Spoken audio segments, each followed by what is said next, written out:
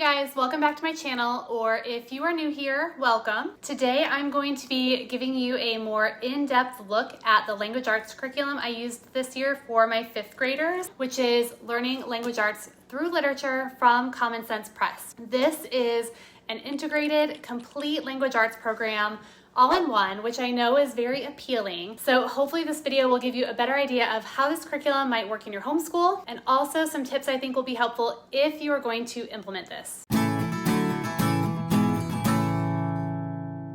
Like I mentioned, I use this curriculum with my twin girls this year who are 5th graders. I've been homeschooling them from the beginning, and we have used a few different things for language arts. When they were younger, we used Explode the Code and All About Reading and Spelling. And then from 2nd through 4th grade, we used BJU Press. There is a lot that I love about BJU Press, but I will say it was very time consuming for us. We had a separate curriculum for spelling, for English, for reading, and for handwriting.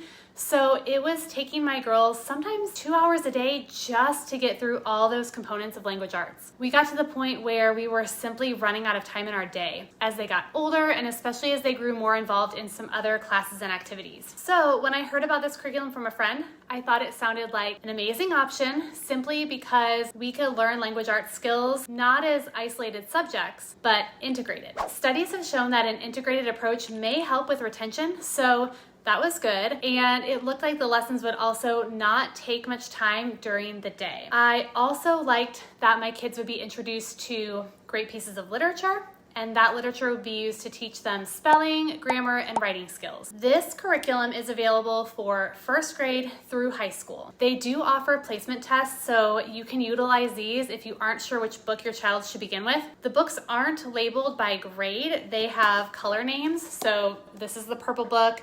My son used the tan book this year, but they do say on their website which grade level the skills kind of match up with. So the purple book teaches 5th grade language arts skills. Another thing that was really appealing to me is how affordable this curriculum is. I was spending a lot of money on our BJU Press curriculum, and with this, I just needed one book for all of our language arts, and it was less than $30. I did also purchase the teacher book, which I do think that you need and that you should do that. That was another $30. And I also purchased a couple of the books we would be reading for our book studies. 2 of them we already had. But that was it. Okay, just a couple more things, and then I'll show you what the curriculum actually looks like. I mentioned purchasing books for book studies. There are 4 books that go along with the purple book, 4 book studies. Your kids will be reading Farmer Boy, Trumpet of the Swan, Number of the Stars, and Caddy Woodlawn. When I was researching this curriculum, I was kind of confused about how the book studies worked. I couldn't really figure it out or find out how they were going to be integrated into the curriculum, so hopefully I can help shed some light on that for you. I really liked the idea of the book studies, but they are not really scheduled into the curriculum very well, in my opinion. If I could go back and redo how I used these book studies, I would. So with that little teaser, I'm going to go ahead and start walking you through the curriculum, but don't worry, I will explain a little bit later about what I mean by the book studies and what I would do differently. So let me flip my camera around and flip through this book for you. Okay, so what I'm gonna do now is actually take you through one of the units in this book so you can see exactly what it is like and what is covered. I remember looking it up online, and yes, you can see one example of a couple pages online, but I think to see the entire unit or chapter all at once is really helpful. So I do have a teacher book. I will show this to you in a minute. This follows really closely with the student book. This is my daughter's book that she has used this year, so you will see some of the work in it. So we will start with the table of contents just so you can take a look at this. And you can see this online too, but you will see there are 36 total lessons. All of the Learning Language Arts Through Literature levels are written for a 36-week school year.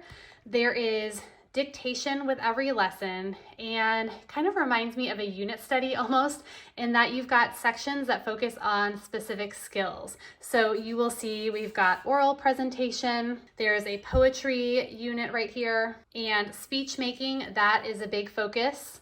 But even within those units and in all the other lessons, like the everyday words lesson, so you see that a lot, everyday words, in all these lessons, your kids will be learning all the important 5th grade language arts skills. So there's grammar, spelling, creative writing, and also the idea regarding writing is that kids are learning good writing in part by having good writing models that they are using through their lessons. So these literature passages that they're focusing on, like America or Mr. Popper's Penguins, these are the models for them, and they will be using words and sentences from those passages to help them learn their language arts skills. Okay, so let's go ahead and take a look at some of the lessons, and then I won't forget, I will come back and talk about these book studies. You see them in here. So we've got book study for A Farmer Boy, Trumpet of the Swan, Number the Stars, and then Caddy Woodlawn. Okay, so we're gonna go to Mr. Popper's Penguins, the start of that unit.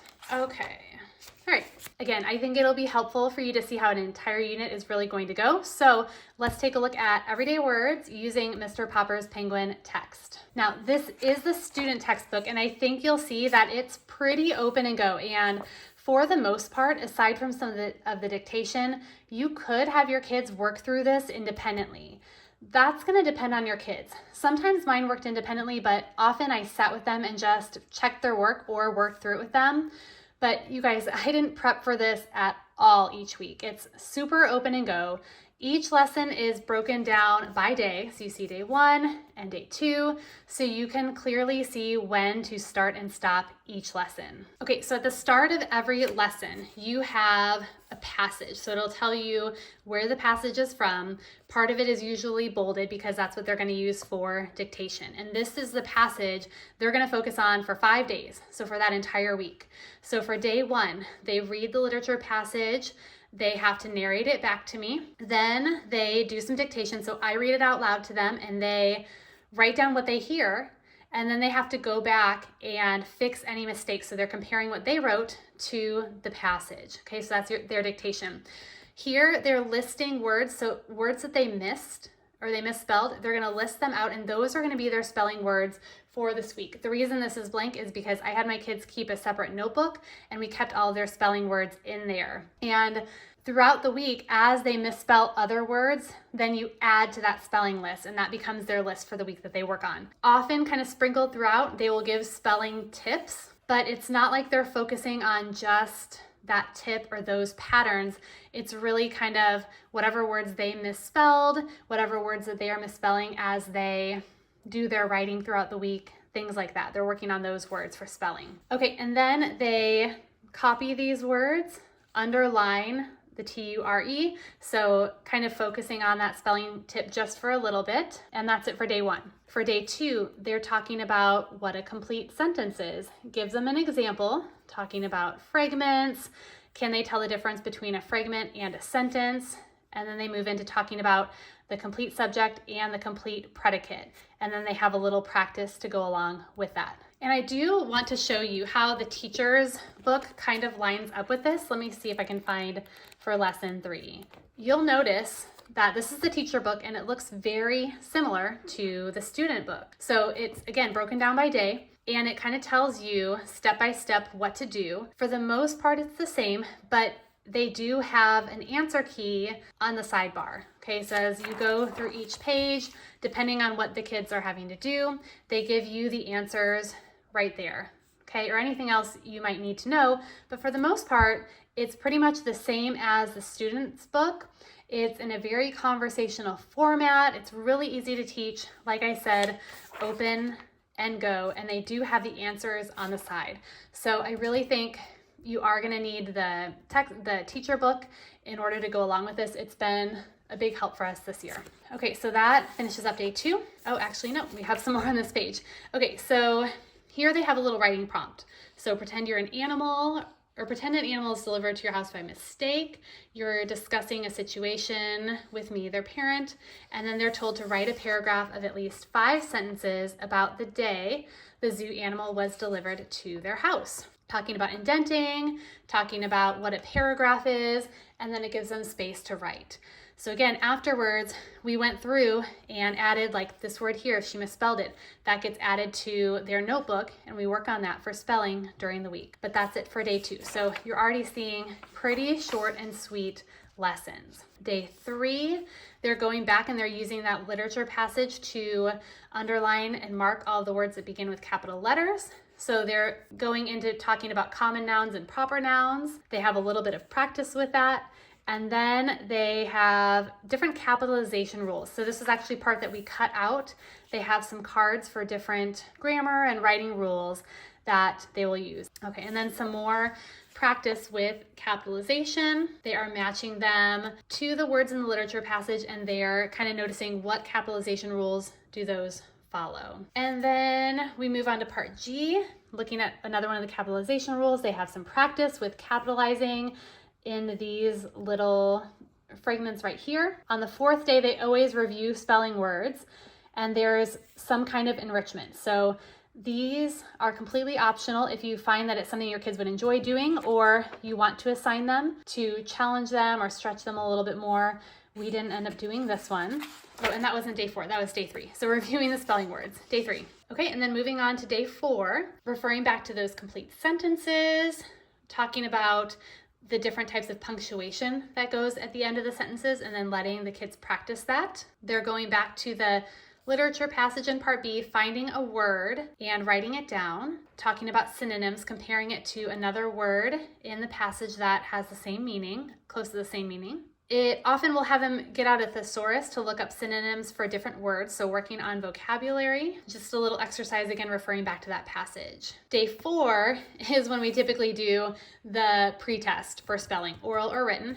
And then day 5, usually pretty short, they will usually do dictation one more time, and hopefully they'll have some improvement based on when they did it the first time. They will take a spelling test on this day, and then there's always some kind of optional activity. Again, optional, you can choose to do it or not. And then at the end, there are some review activities. So again, these are reviewing concepts that they did this week. So we've got fragments or complete sentences, subject and predicate, proper common nouns, capitalization, working on book titles, punctuation, and synonyms. So a great review to go back through everything you've done that week. We don't often skip this because I think the review is good practice, but I mean, it could be optional, but I think the reviews are usually good and really just give me a good idea if my kids are mastering what they've learned that week. So that was lesson 3. That's 1 week's worth of lessons.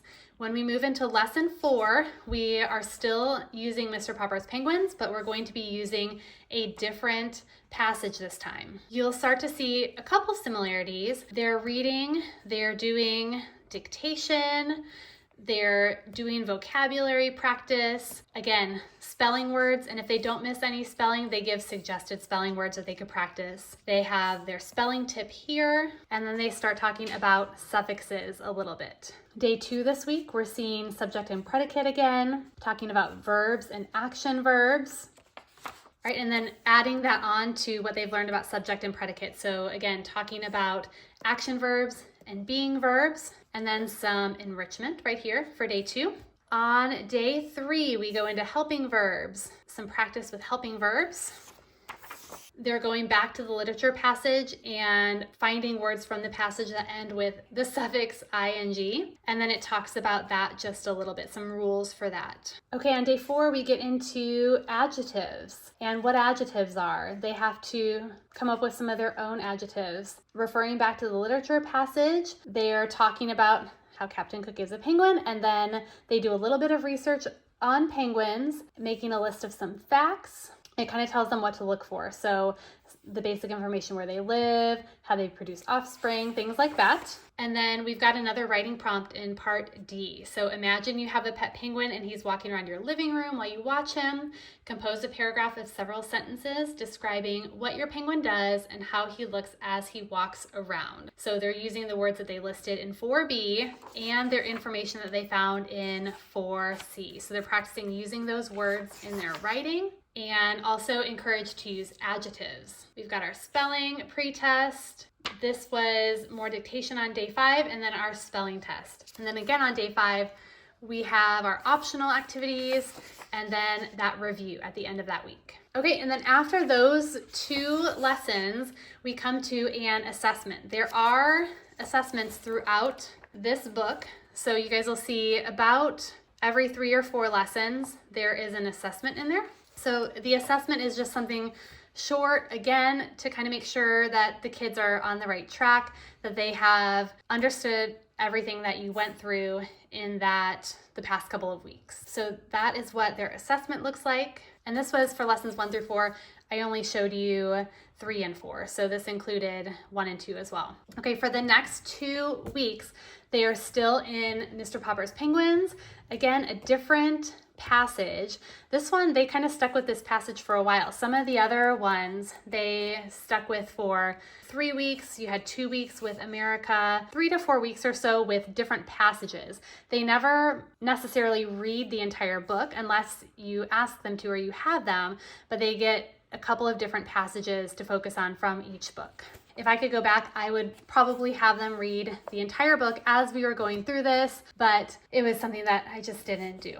Okay, lesson 5, reading this passage again. You've got dictation and then again spelling words and then their spelling tip right here. So they give this spelling tip and they give some words to work on, but that's not the only tip that they're necessarily going to be focusing on because it really depends on other words that your child has misspelled either in the dictation or throughout the week as you're going through your language arts. But they are practicing that tip right here.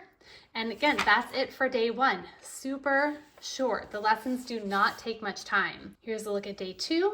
Again, subject and predicate, simple subject. So they're going back and they're still practicing things that they have already worked on. They had an activity where they are doing a timeline. So they had to research a little bit about Captain Cook with this. They had to look him up on the internet. And using this model, they had to make a timeline for Captain Cook. So they did that in their notebook. And then they had just some questions to answer for the rest of day 2. All right, day 3, pulling out adjectives from the literature passage, focusing on adjectives, bringing in commas a little bit, talking about that, practicing using that, talking about possessive pronouns a little bit. And then moving on to day 4, they did a little bit of letter writing. So talking about how to address an envelope, how you should structure a letter, and they practice writing a letter to somebody. All right, this gave a little list of all the capitalization rules. These are the ones that they kind of cut out that were on their cards. They were to reread their letter, make sure all their capitalization was good. Then we did the spelling pretest. Day 5 was dictation again and spelling test, optional enrichment. We skip a lot of the optional enrichment, but I do like to have them do the review activities. So again, that's at the end of every week. There's 2 more lessons where they're using Mr. Popper's Penguins text. So I'm just gonna quickly show you what those look like. You can glance over the pages to see how these are gonna work. You'll notice the same kind of patterns. Dictation, writing down some spelling words, reading a spelling tip, practicing that a little bit. We've got present tense and past tense practice, talking about context clues, some enrichment there. Day 3, again, always going back to that literature passage to teach concepts using it. Doing some practice with forming the plural of words. In day 4, they talk about double negatives, using hyphens correctly. And here they had, again, to do a little bit of research. So looking up this person and writing down some sentences about this explorer, and they did some of this in their notebook as well. We had some atlas work, so they found some of these things on the map and had to label this with those places. All right, day 5, we probably didn't have time that day. We didn't do the dictation, spelling test, review activity. So I chose not to have them do this part, but here's an example of where I just picked out something I noticed she was struggling with, so we really needed to focus more on this for that week, and these ones on the back. All right, and then with lesson 7, dictation, spelling, there's our spelling tip for this week, talking about those suffixes again. Here we're moving into adverbs, talking about how everything they've been reading is a narrative, written as a narrative because it tells the events of the story. They have to do some work on narrating and putting the pictures in order, more practice with plurals and that O, adding an S or an ES. Here we get into written reports a little bit, what a paragraph is, talking about topic sentences, gives them an example of what some supporting sentences might be for a topic.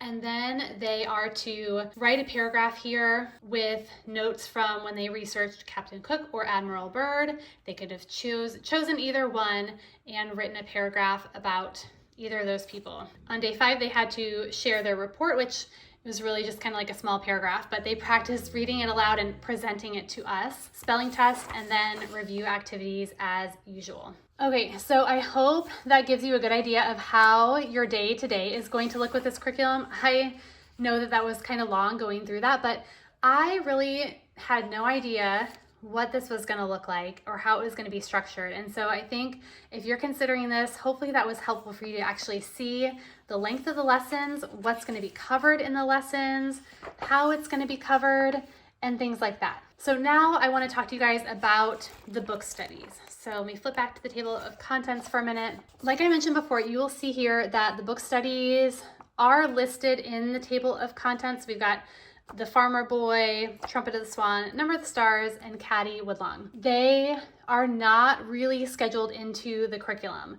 You are just supposed to do them on your own time, work on them in addition to the rest of the curriculum, or maybe take a break from the rest of the curriculum for a week or two to do these. So you've got 36 weeks of lessons. If you have room in your schedule to take, a couple weeks each time a book study comes up, that's another way that you could do that. All of the book studies will give you a summary of the book, and the kids will work on vocab skills, reading comprehension, and do some other activities along with them. For Trumpet of the Swan, there are some of the lessons that use passages from this text. So they're going to do a book study on Trumpet of the Swan, and then they actually have some lessons that kind of pull from that. And my girls really, I think, liked this because they were seeing connections between what they were reading and the lessons that they were doing. But for the other books, they're really kind of separate. So they'll read Farmer Boy, but they don't work on any passages from that within their other lessons. So let me show you what they do give you to go along with these book studies. So I'm going to pull back my teacher book real quick, and let's look at Farmer Boy. Okay, so this is the first book study that they came to, and they tell you kind of what skills they're covering with this. So if you flip the page, you are going to get a summary of the book. If I could go back, and I will probably have to do this with the future book studies, but I think it's a good idea to try to read the book along with the kids. But if you can't or you don't do that, they give you a little summary of it here. And then again, this is really similar to what's in your kids' books, but you have the answers on the side. So they have some vocabulary here. This was challenging for my kids and kind of frustrating for them. It tells them to find the word in its context. So it gives them a word, and it tells them what chapter it's in, but they have to kind of go through and skim through that chapter until they find that single word. And I think that's a good practice, but they did kind of have a hard time with it. It just took a little while and they got a little frustrated. But then they were to reread the sentences before and after the word, see if they understood the meaning of the word based on its context. And then they were to look up the word in a dictionary and write a definition and use it in a sentence, or it gives them this option down here. And you'll see, let me show you in the student book. So Farmer Boy is on page 29. Here is what it's going to look like for the kids. So they don't get that summary, but they do get space to write out their definitions and write their sentences and then use it in a sentence here. All right, and then if we flip the page, this is back to the parent book. They give you different discussion questions. So after they read the chapters, look for sections of the text that give you the answers to each question.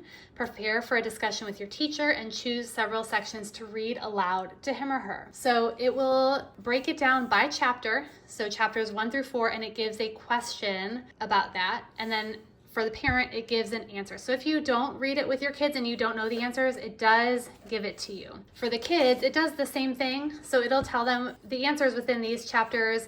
Look at the chapter if you don't remember the answer to this question. Now, I personally struggled with these book studies because this being the first time I used this curriculum, I didn't know how to use them or how to fit them in. When we came to one, I simply had my girls start reading the book and they read it on their own, and we kind of just continued with the rest of our lessons. So if I could go back and do it again, I would have scheduled these book studies in and been specific on what I wanted them to read by when they should do like the vocabulary activities, or when we would have the discussion.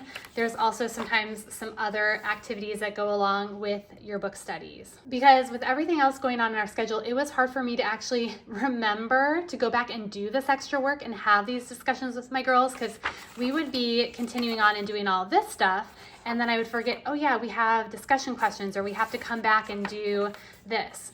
And if you're doing it with one kid, it might be easier. But for me specifically, I had 2 girls reading it.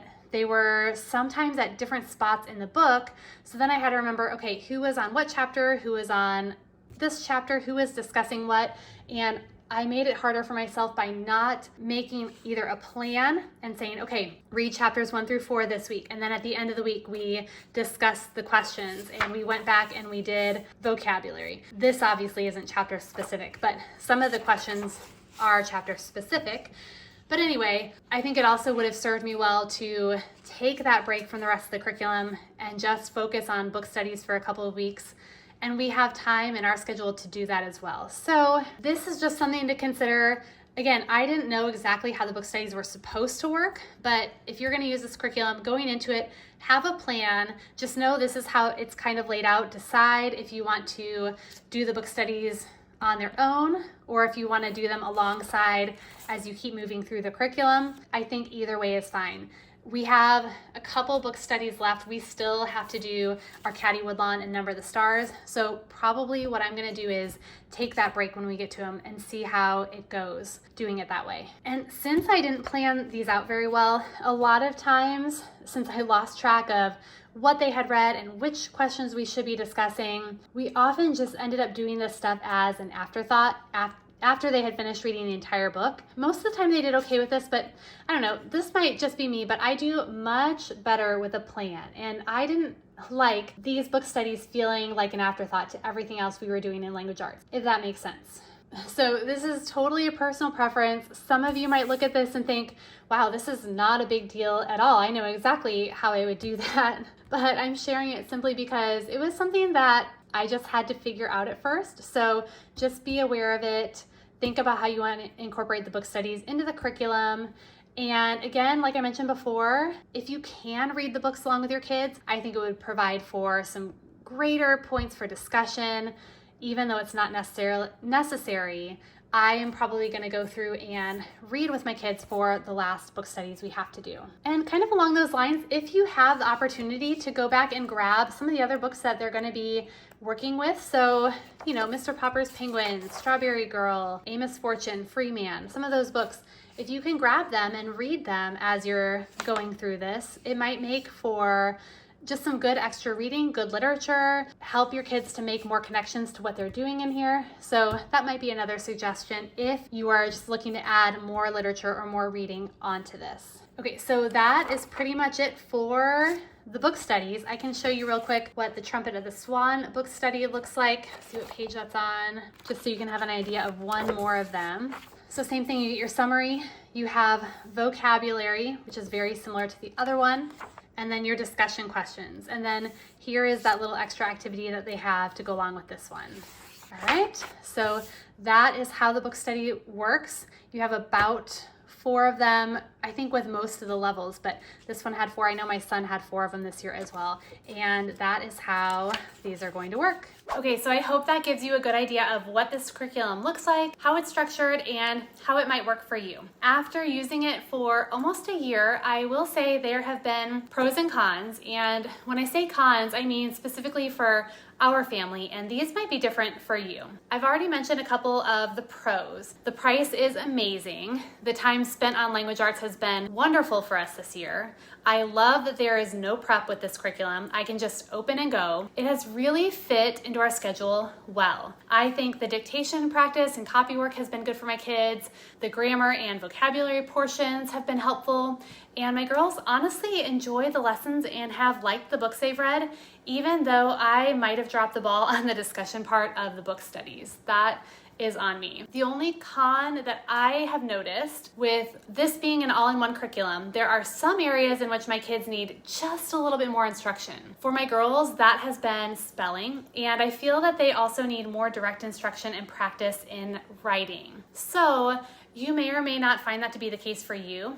If so, you could simply supplement with other curriculum or other practice, or it may lead you to switch curriculums entirely. But that's going to be something you have to decide. And hopefully this flip through gave you a good idea of what this curriculum is like and will help you make that decision. I think this might be a great curriculum to try if you are looking for an integrated approach to language arts and you want something that will encourage you to use great pieces of literature in your lessons. If your kids don't necessarily struggle with spelling or writing, this might be a great fit as well. I will leave the link to the curriculum page in the description below so you can check it out to learn more. Take a look at the other grade levels, see the scope and sequence, things like that. Feel free to leave any questions in the comments, and if you like this flip through, please give it a thumbs up, and I'd love for you to subscribe to my channel for more homeschooling tips and encouragement that I love to share as I homeschool my preschooler, my 5th graders, and my 6th grader. Thank you so much for watching. I will see you next time.